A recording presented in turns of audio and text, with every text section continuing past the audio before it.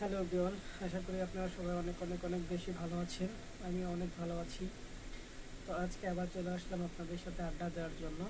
তো আপনারা কে কোন জায়গা থেকে আমার ভিডিওটি দেখছেন অবশ্যই জানাবেন। আর আমরা কিন্তু গত পরশু হিমু উপন্যাসের নতুন একটি উপন্যাস শুরু করেছি। সেটার নাম ছিল ময়ূরাক্ষী। তো ময়ূরাক্ষী হচ্ছে রূপা গল্পের মেন ক্যারেক্টার। তো দেখবো আমরা অনেকটাই কিন্তু পড়ে ফেলেছি। তো এখন দেখব পরে আর কি কি এই গল্পের মধ্যে আমরা পাই। আর আপনারা কে কোন জায়গা থেকে ভিডিওটি দেখছেন অবশ্যই জানাবেন। ভিডিওটি ভালো লাগলে লাইক করবেন, কমেন্ট করবেন এবং চ্যানেলটি সাবস্ক্রাইব করে দেবেন। তো আর কে কোন জায়গা থেকে ভিডিওটি দেখছেন সেটা জানাবেন। আর কার কার কাছে হিমু উপন্যাসটি জনপ্রিয় এবং ভালো লাগে অবশ্যই সেটা কমেন্টে জানিয়ে রাখবেন। তো চলেন আর দেরি না করে আমরা শুরু করে দেই আমাদের আজকের পর্বটি।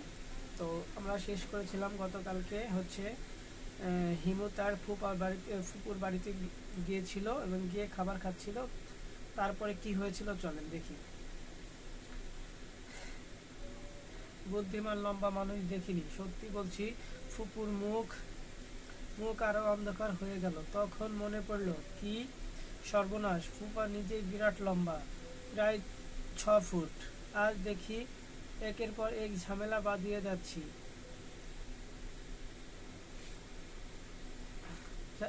ঝামেলা বেঁধে যাচ্ছি। তুই যাবার আগে তোর ফুফার সঙ্গে কথা বলে যাবি। তোর সঙ্গে নাকি কি জরুরি কথা আছে? No problem. আর রিনির সঙ্গে কথা বলার সময় জামাই লম্বা কি বেটে এই জাতীয় কোনো কথাই বলবি না।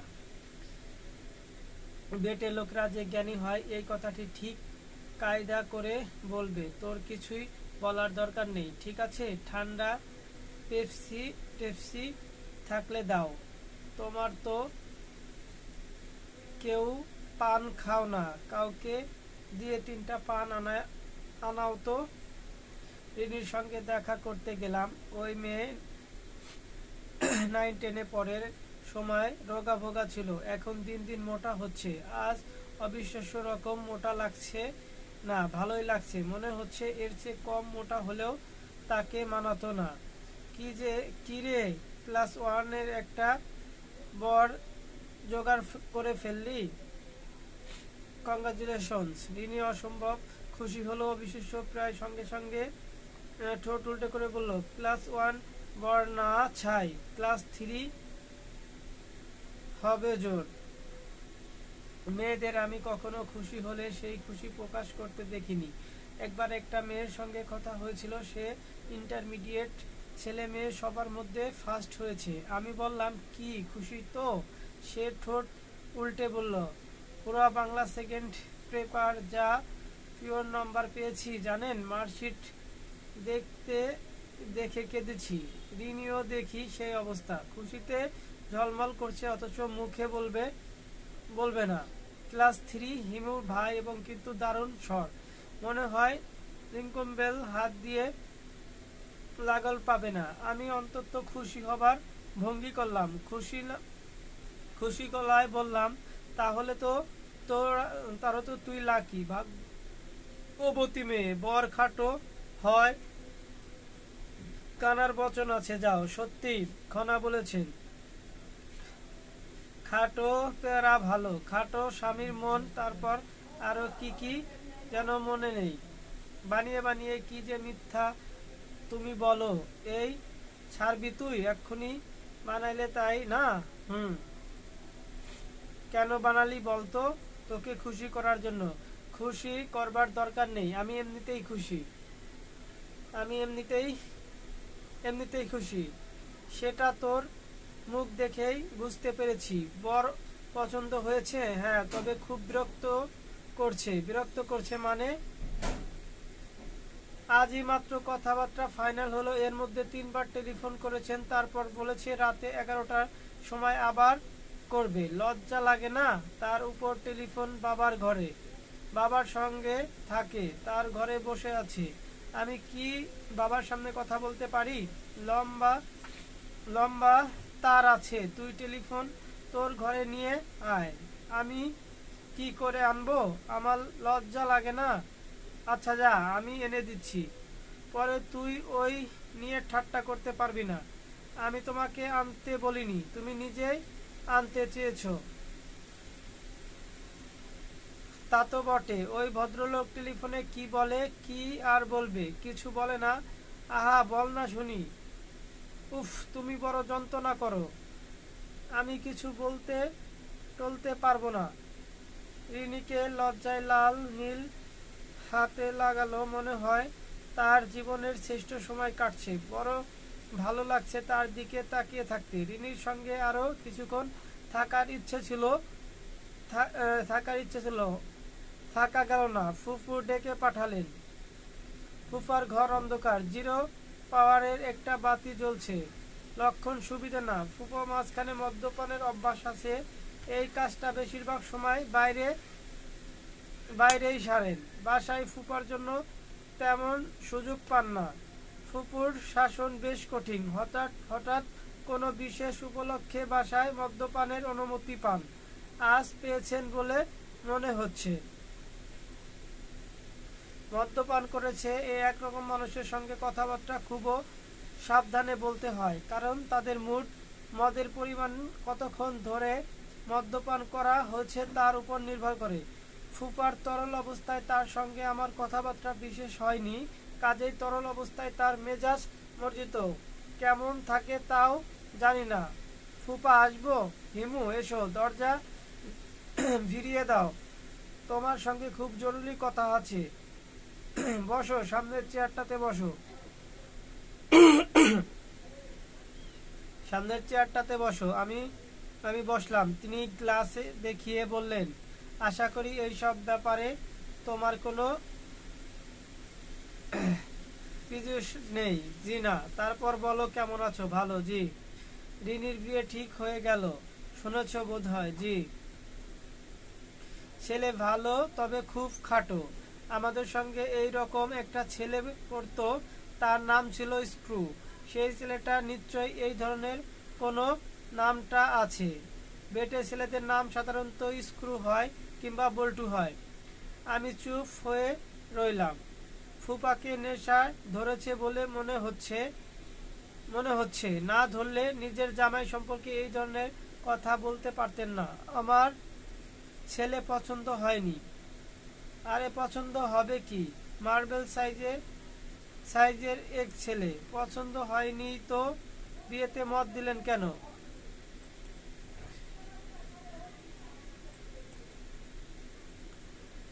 আমার মতামতের প্রশ্নই তো ওঠে না। আমি হচ্ছি এই সংসারের টাকা বানানোর মেশিন, এর থেকে কিছু না। আমি কি বলছি না বলছি তা কেউ চায় না, তারপরেও বললাম। কিছু দেখি, মেয়ে এবং মেয়েরা মা দুইজনই খুশিতে কুম্বাক। তার গ্লাস খালি হয়ে গিয়েছে। তিনি আরো খানিকটা ঢাললেন। আমি তাকিয়ে আছি দেখে বললেন, এটা পঞ্চম পেগ। আমার লিমিট হচ্ছে 7। 7-এর পর লজিক এলোমেলো হয়ে যায়। 7-এর আগে কিছুই হয় না। আমি বললাম, ফুপা, 1 মিনিট, আমি টেলিফোনটা রিনির ঘরে দিয়ে আসি।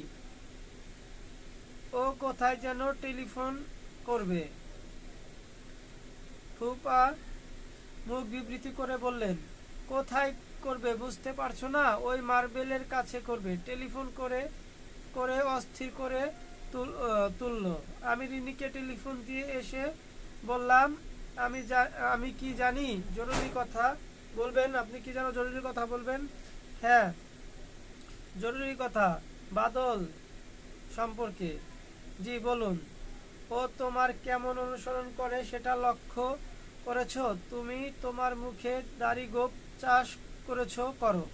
সে তোমার পথ ধরেছে। আজ তুমি হলুদ পাঞ্জাবি গায়ে দিয়ে এসেছ। আমি 1000 টাকা বাজি রাখতে পারি, কাল দুপুরের মধ্যে সে হলুদ পাঞ্জাবি কিনবে।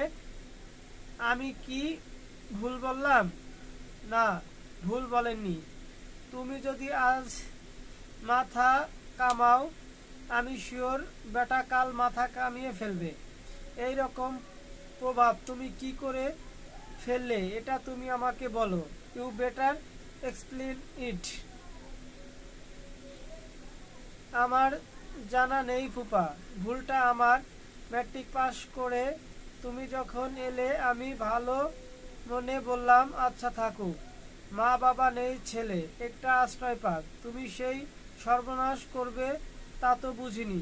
বুঝতে পারলে তখনই ঘাড় ধরে বের করে দিতাম। আমি জেনে শুনে কিছু করিনি। ঠিক আছে, শুনেছ তুমি কিছু করিনি। I do agri.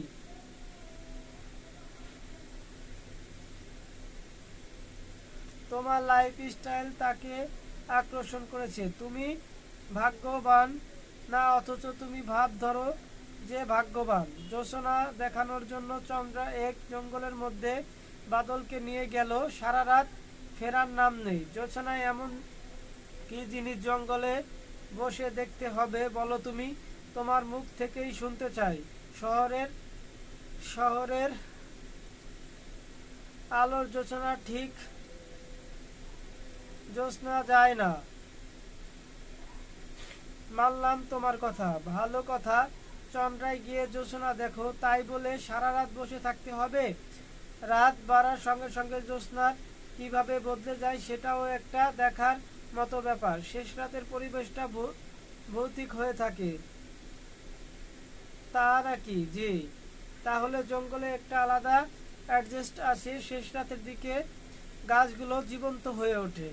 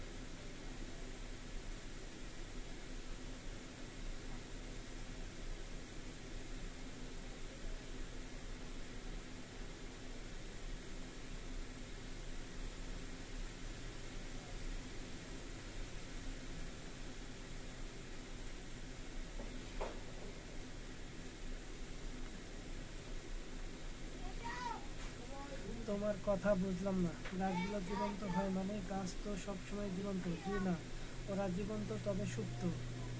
খানিকটা জেগে ওঠে পূর্ণিমা রাতে, তাও মধ্যরাতের পর থেকে। জঙ্গলে না গেলে ব্যাপারটা বোঝা যাবে না।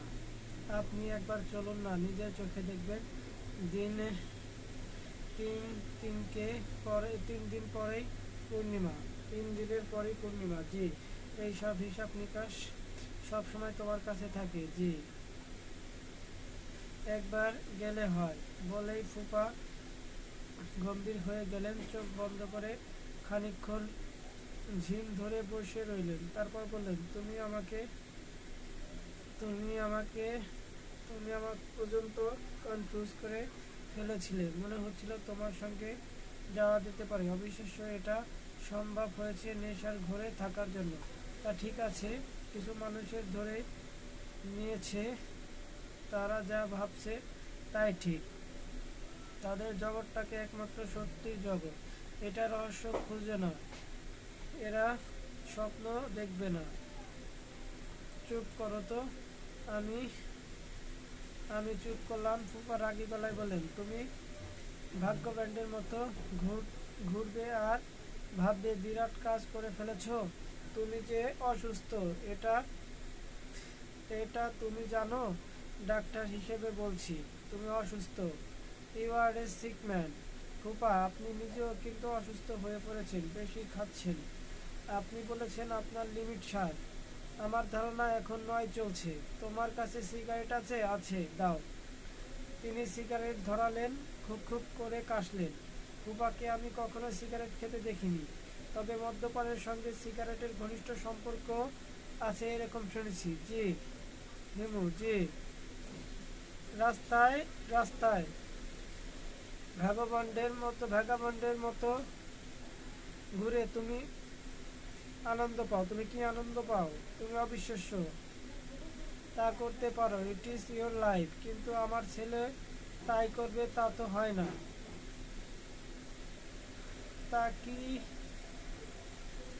তা কি তা করেছে নাকি? এখনো শুরু করেনি, তবে করবে। 2 বছর তুমি ওর সঙ্গে ছিলে, একই ঘরে ঘুমিয়েছো। 2 বছরে তুমি ওর মাথাটা খেয়েছো। তুমি আর এ বাড়িতে আসবে না। জি, আচ্ছা, আসবো না। এ বাড়িতে ছায়া তুমি পারাবে না। ঠিক আছে, এই বাড়ির ত্রিসীমানায় যদি তোমাকে দেখি, তাহলে পিটিয়ে তোমার পিঠের ছাল তুলে ফেলবো। আপনার নেশা হয়ে গেছে ফুপা, পিটিয়ে ছাল তোলা যায় না। আপনার লজিক এলোমেলো এলোমেলো হয়ে যাচ্ছে। ফুফার সিগারেট নিভে গেল। সিগারেটের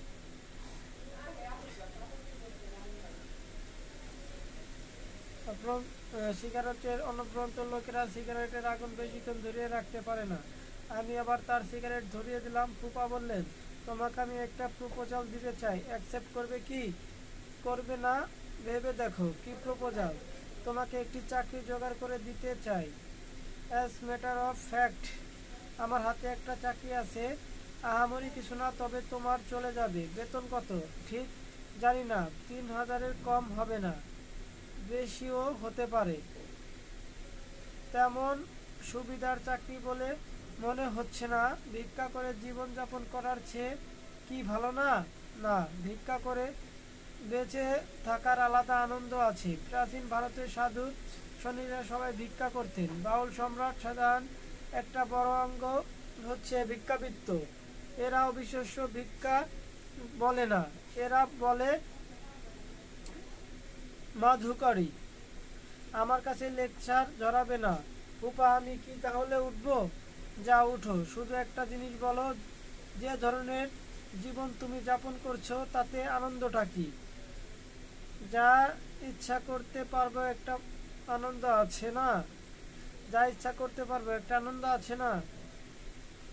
যা ইচ্ছা তুমি কি তাই করতে পারবে? অবশ্যই পারবো। বলুন, কি করতে হবে? খুন করতে পারবে? কেন পারবো না? খুন করার আসলে খুব সহজ ব্যাপার। সহজ ব্যাপার, অবিশ্বাস্য সহজ ব্যাপার, যে কেউ করতে পারে। রোজ কতগুলো খুন হচ্ছে দেখেছেন না? খবরের কাগজ খুললে দেখবেন আমার মতো রোজই একটা দুইটা মানুষের খুন হচ্ছে।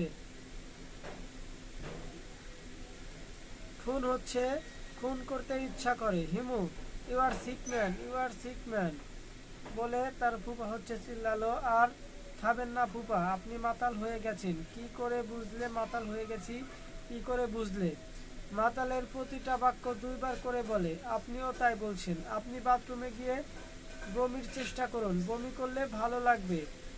বলে আমি চেয়ার ছেড়ে সরে দেখলাম বমির কথা মনে করিয়ে দিয়েছি, কাজেই ফুপা এখন হড়বড় করে বমি করবেন। হলো এটাই। তিনি চারিদিক ভাসিয়ে দিলেন।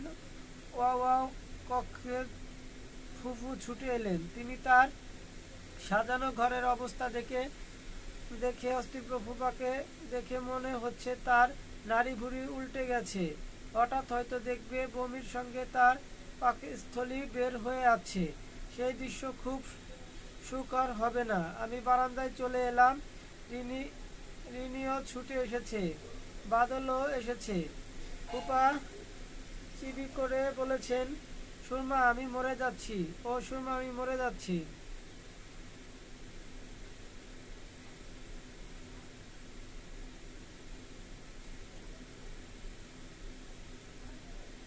বমি করতে করতে কোনো মাতাল মারা যায় বলে আমার জানা নেই। কাজে আমি রাস্তায় নেমে এলাম। সিগারেট কেনার দরকার।